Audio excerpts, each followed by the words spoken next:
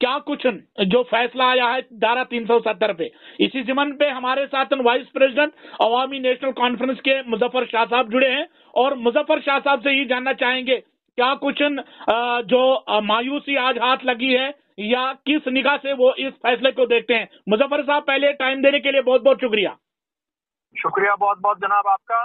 मैं आपसे दिल्ली से बराह रास्त इस वक्त बात कर रहा हूँ। जी जी जी जी, दिल्ली से हमारे साथ जुड़े हैं। क्या कुछ कहना चाहेंगे सुप्रीम कोर्ट के फैसले के हवाले से? मैं तो पहले आपको एक बात कहूँ जी, नाउम्मीदी बहुत बड़ा कुफर है। जी जी जी, हम नाउम्मीद नहीं हो सकते हैं जी। सुप्रीम कोर्ट ने अपना फैसला दे दिया है, मगर इस फैसले में दो तीन चीजें हैं जो बहुत ही महत्वपूर्ण है, बहुत ही अहम है हम सबके लिए। जी,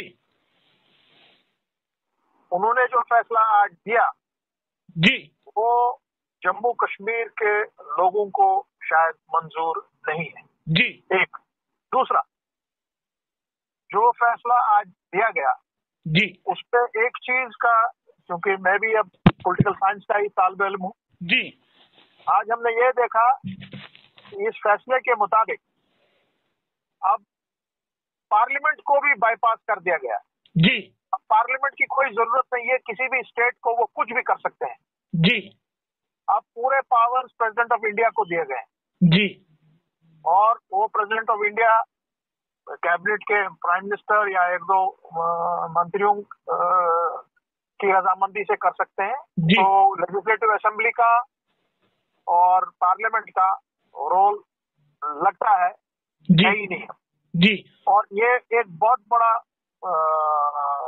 लम्हे फिक्रिया है जी, पूरे मुल्क के सियासत पॉलिटिकल पार्टीज के लिए, जो अपोजिशन में है, जो लीडरान है, जी, कश्मीर से लेकर कन्याकुमारी तक, नॉर्थ साउथ ईस्ट वेस्ट, उनको ये जानना है कि ये जो आज का जो सिचुएशन सामने आई है, इससे ये लगता है कि फेडरल स्ट्रक्चर, जो हिंदुस्तान का फेडरल स्ट्रक्चर है, जी, अब उस पर जबरदस्त उंगली उठ चुकी है। जी, क्या वो फेडरल स्ट्रक्चर रहेगा कि नहीं रहेगा, क्योंकि आपने पार्लियामेंट को भी बाईपास कर दिया। जी, तो 370 को सामने लाकर, जी, और 370 का, और जहां तक इस जजमेंट का ताल्लुक है, जी, जजमेंट में कुछ ऐसी इम्पोर्टेंट जुडिशियल इश्यूज हैं जी, जो उठाई गई थी जब इस धारा पर बातचीत हो रही थी, वहां पर बहस मुबासा हो रहा था। जी, उन धाराओं, उन जुडिशियल इश्यूज का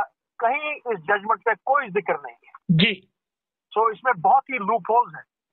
जी, और इसको अब हमारे वकला और फिर लीडरशिप ये पूरी जजमेंट्स को देखकर, उसको बारीकी से समझकर, मुझे लगता है कि इसमें अभी चूंकि हमारे पास कॉन्स्टिट्यूशनल और लीगल माने विकल्प एकदम खुले हुए हैं, जी, तो फिर देखना होगा कि कौन सा जरिया हम इस्तेमाल करेंगे। और मैं इतना कह सकूंगा कि आज दोबारा इस ऑर्डर से जी, 370 में दोबारा जान भर दी है इन सब में। जी, जी, हालांकि हमारे पक्ष में आज का फैसला नहीं गया और ये आखिरी फैसला नहीं है। जी, ये आज शुरुआत है एक जुडिशियल जंग की, जो हम लड़ने जा रहे हैं या लड़ रहे हैं। जी, तो मैं इतना ही कहूंगा कि हाँ, दूसरी बात मैं ये कहना चाहता हूँ, क्योंकि अब इन्होंने माननीय सुप्रीम कोर्ट ने एक डायरेक्शन दी है इलेक्शन कमीशन ऑफ इंडिया को, जी, कि आप इलेक्शन सितंबर से पहले करा दें। जी, जी, जी, यानी कि मुजफ्फर साहब, ये सवाल हम आपसे ही पूछने चाह रहे थे। जी, जी, मैं खत्म करना चाहूंगा। जी, जी, जी, अब ये देखना होगा कि वो डायरेक्शन मानी जाती है या नहीं, जी, हमें इल्म नहीं है। और उसमें एक बात होगी, जी, देखिए, पीपल पावर सुप्रीम पावर होता है। जी, जी, जी, पावर के सामने में कोई पावर नहीं चलता। जी, अब जम्मू कश्मीर के लोग ये फैसला सुना सकते हैं कि आया उनको 2019 का 5 अगस्त का फैसला, और जो आज जजमेंट 11 दिसंबर 2023 को माननीय सुप्रीम कोर्ट ने दी, जी, क्या बहिस्सत अवाम वो ये दो फैसले कबूल करते हैं या नहीं? जी, ये बहुत बड़ी बात मैंने आपसे आज की है। जी, मुजफ्फर अहमद शाह साहब लगातार हमसे बात दिल्ली से कर रहे हैं।